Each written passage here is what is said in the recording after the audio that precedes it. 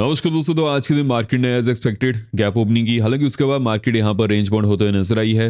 अब यहां पर क्या सिनेरियो बनने वाला है? क्या मार्केट यहां से अपर साइड जाना कंटिन्यू कर सकती है या फिर डाउन साइड की तरफ जाते हुए नजर आएगी? उसके बारे में डिस्कशन करने वाले हैं। कौन सी हमें अपडेट सुनने को मिल जा रही है जिसका इम्पैक्ट हमें मार्केट पर देखने को मिल सकता है, उसके ऊपर भी बात करेंगे। सबसे पहले हम बढ़ते हैं कि हमें कौन सी अपडेट सुनने को मिल जा रही है, उसको हमें कैसे अप्रोच करके चलना है। देखिए, फर्स्ट अपडेट हमें यूएस की तरफ से देखने को मिल जा रही है। देखिए, जैसे कि जो ट्रम्प के टैरिफ हैं उनको यूएस कोर्ट ने इलीगल करार दिया था। उसके बाद जो यूएस के ट्रेजरी सेक्रेटरी हैं उन्होंने ये कहा है कि अगेन जो ट्रम्प के टैरिफ्स हैं वो जुलाई से स्टार्ट हो सकते हैं, विच मीन्स कि वो अभी के लिए यहां पर अगेन ट्रम्प टैरिफ्स को रीइंस्टेटेड करने वाले हैं।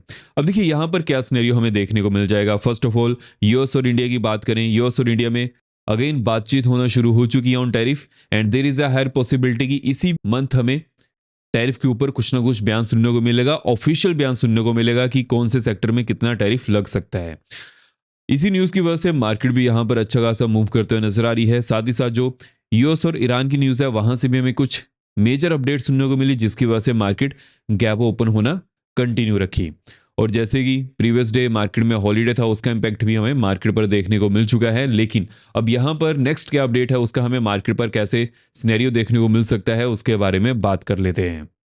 अब देखिए, जैसे कि ट्रम्प ने ईरान के ऊपर यहां पर सिर्फ एक वीक का टाइम दिया था कि एक वीक में ईरान के ऊपर जो भी उनको कार्रवाई करनी है वो कर लेंगे, लेकिन 45 दिन से ज्यादा हो चुके हैं, अभी भी कंटिन्यूसली ईरान और यूएसए की जो झड़प है वो चलते हुए नजर आ रही है। हालांकि यहां पर ट्रम्प की तरफ से अगेन सुनने को मिला था कि जो भी ईरान का इशू है इसको बहुत जल्दी सोल्व कर लिया जाएगा, लेकिन इसी बीच जो यूएस के अलाइज हैं और साथ ही साथ जो ट्रम्प की खुद की पॉपुलैरिटी है वो भी कम हुई है। अब उसकी वजह से क्या सिनेरियो बनते हुए नजर आ रहा है, अभी के लिए ट्रम्प की जो फ्रेंड लिस्ट है वो और भी ज्यादा कम हो चुकी है। लेकिन अगर हम यहां पर नेक्स्ट अपडेट की तरफ बढ़े, देखिए ट्रम्प ने अगेन इस चीज के ऊपर फोकस किया है कि जो भी ईरान के साथ उनके सिचुएशन अभी के लिए बनते हुए नजर आ रही है वो बहुत जल्दी एंड हो सकती है, लेकिन we are not finished. Which means कि यहां पर ट्रम्प अभी के लिए क्या ईरान के ऊपर अगेन कुछ कार्रवाई करने वाले हैं या फिर वो ऑन टेबल बात करेंगे। देखिए मेरा यहां पर क्या मानना है, ऑन टेबल बात करने की अभी के लिए पॉसिबिलिटी ज्यादा बन चुकी है। बिकॉज जो भी यूएस और इसराइल ने अचीव करना था एक न्यूक्लियर नेशन बनने के लिए जितना पीरियड लगता है उसको और भी ज्यादा बढ़ाने की वो बात कर रहे हैं। विच मीन्स की वो ये कह रहे हैं ईरान को कि आप न्यूक्लियर पावर बनने के लिए जो भी टेस्ट कर रहे हैं उनको रोक दीजिए। अब देखना पड़ेगा यहां पर कितने सालों के लिए ईरान रुकने वाला है। हालांकि 5 साल के लिए तो ईरान रुकने के लिए तैयार हो चुका है, लेकिन देखना पड़ेगा यहां पर जो यूएसए कह रहा है 20 साल के लिए, क्या ईरान यहां पर उस चीज को मानते हुए नजर आएगा या फिर सरासर निकालने वाला है।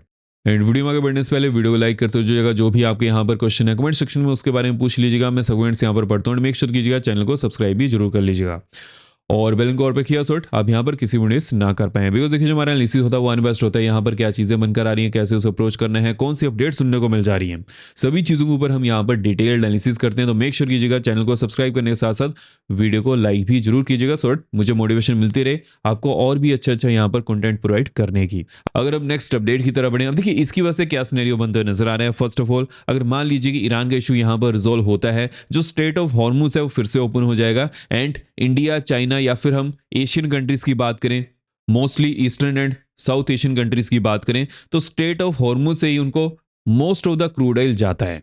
अब उसकी वजह से क्या सिनेरियो बनेगा, ये डोमेस्टिक मार्केट के लिए पॉजिटिव सिनेरियो बनते हुए नजर आ रहा है। लेकिन अगर हम यहां पर नेक्स्ट अपडेट की तरफ बढ़े, अब देखिए इंडिया में अनएम्प्लॉयमेंट रेट बढ़ा है, 5.1% तक आते हुए नजर आ रहा है। अब देखिए अगर हम यहां पर सोशली बात करें तो अनएम्प्लॉयमेंट रेट जितना ज्यादा बढ़ेगा उतना लोगों के लिए अच्छा नहीं होता है। लेकिन अगर मार्केट के पर्सपेक्टिव से बात करें तो मार्केट इसको काइंड ऑफ अ पॉजिटिव लेकर चलती है। उसके पीछे का क्या रीजन है, मान लीजिए कि किसी भी कंपनी में जितने कम एम्प्लॉइज होते हैं अगर उनका रेवेन्यू यहां पर उतना ही रहता है या फिर उससे ज्यादा बढ़ता है, लेकिन बढ़ेगा उस समय तो ठीक है कि कंपनी को और ज्यादा प्रॉफिट होगा। लेकिन अगर उतना ही रेवेन्यू रहता है और एम्प्लॉइज भी कम होते हैं तो वो भी स्टॉक मार्केट उसको पॉजिटिव लेकर चलती है।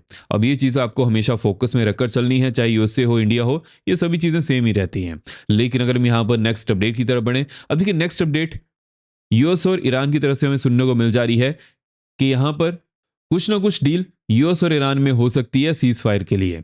अब देखिए यहां पर एक चीज के ऊपर फोकस करना है, बिकॉज अगर हम ईरान की बात करें, ईरान के बहुत ज्यादा कम अभी के लिए फ्रेंड रह चुके हैं।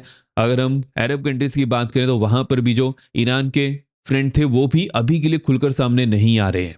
उसके पीछे का सिंपली एक रीज़न है, बिकॉज ईरान की तरफ से बहुत सारी अरब कंट्रीज़ के ऊपर भी यहाँ पर निशाना बनाया गया है।